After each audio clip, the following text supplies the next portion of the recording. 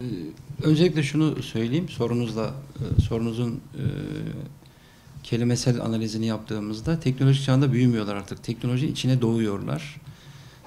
Yani ebeveynlerle çocuklar arasında böyle bir fark da var. Yani ebeveynler teknoloji doğduktan sonra belli bir şeye geldikten sonra yani 90'larda internetin bulunmasıyla, internetin yaygınlaşmasıyla beraber buldular dijitalleşmeyi.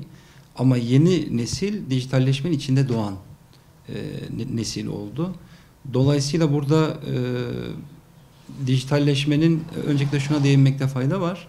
Dijitalleşmenin hayatımıza nasıl girdiği, niçin girdiği ile ilgili temel konsept, temel anlayış dijitalleşme hayatımızı kolaylaştıran bir unsurdur. Bu yönüyle girdi, doğrudur da.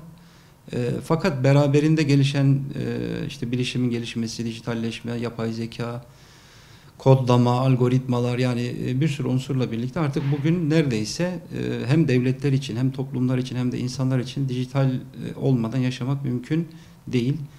Dolayısıyla bu durum beraberinde bazı sorunları da getirdi. Nedir o sorunlar? Mesela artık literatüre de girdi. Mesela bir bilişim teknolojileri altın sınıf ders kitabında yer alan bir şeyi paylaşayım. Mesela bazı olumsuzluklar yaşayabiliriz diye ders kitabında anlatılan olumsuzluklardan birkaç örnek. Beden sağlığımız açısından yaşanacak olumsuzluklar boyun ve bel fıtığı, omurilik eğrilmesi, bileklerde rahatsızlıklar, gözlerimizin bozulması, uyku düzenimizde bozukluk, hareketsizlik sebebiyle hazır gıda tüketimi sonucu obezite. Diğer tabloda da yine kitapta var bu altın sınıf bilişim teknolojileri kitabında var bu.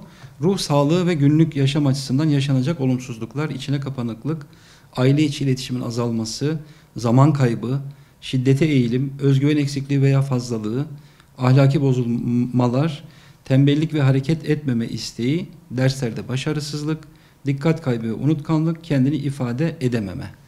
Yani ailelerin, ebeveynlerin hani sorunuzun temel cevabı anlamında bir defa bunları bilmeleri lazım. Yani benim çocuğumun ne kadar bilişime ihtiyacı var? Bu soruya cevap aramalılar. İkincisi de ebeveyn olarak ben çocuğumu kitaplara girdiğini, özellikle bu kitaba vurgu yapmamın sebebi o. Ders kitabında işleniyor bunlar. Yani şu an Milli Eğitim Bakanlığı'nın altın sınıf ders kitabında bu veriliyor. Yani bu tip olumsuzluklar yaşayabilirsiniz. Peki bu noktada ebeveynler ne yapacak?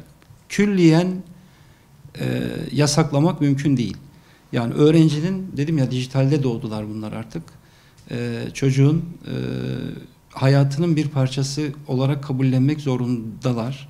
Birinci boyutu bu. İkincisi ne kadara ihtiyaçları var? Yani bu noktada da çok değişik bir şey söyleyeceğim ben. Bu noktada da ebeveynlerin fedakarlık yapması gerek. Yani bugün ebeveynler de dijitali sonradan buldular. Çocuklarıyla arasındaki fark bu. Ama inanılmaz bir şekilde sosyal medya kullanımı, işte malum istatistiklerden dolayı bilgimiz var. Ekran sürelerinin çok ciddi şekilde artması. Ebeveynler ne yapıyorlar? Ebeveynler çocuklarına git odanda çalış, git odanda yapılması gerekeni yap diye gönderiyorlar. Bu ebeveynlerin konformist yaklaşımıdır. Yani ebeveyn burada şey olarak düşünmemeli.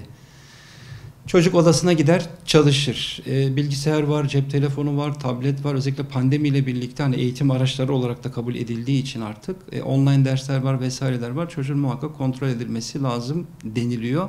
Yani uzmanların genel görüşü kontrol edilmeli şeklinde. Benim görüşüm biraz farklı. Ebeveynler o konfor alanlarından sıyrılıp çocuklarla beraber oturmalılar artık. Yani kitap okunacaksa, ödev yapılacaksa muhakkak onlarla beraber vakit geçirmeleri, az önce kitaptan da okuduk, aile içi iletişimin zayıflaması, hatta neredeyse yok olması şeklinde bir ortama maalesef geldik.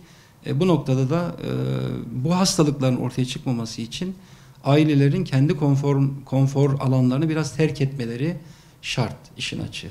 Eğer bunu terk etmezlerse gerçekten çocukları dijital mecralara kendi haline bırakırlarsa artık tıp literatürüne de girmiş birçok hastalıkla çocuklarının karşılaşma ihtimali var.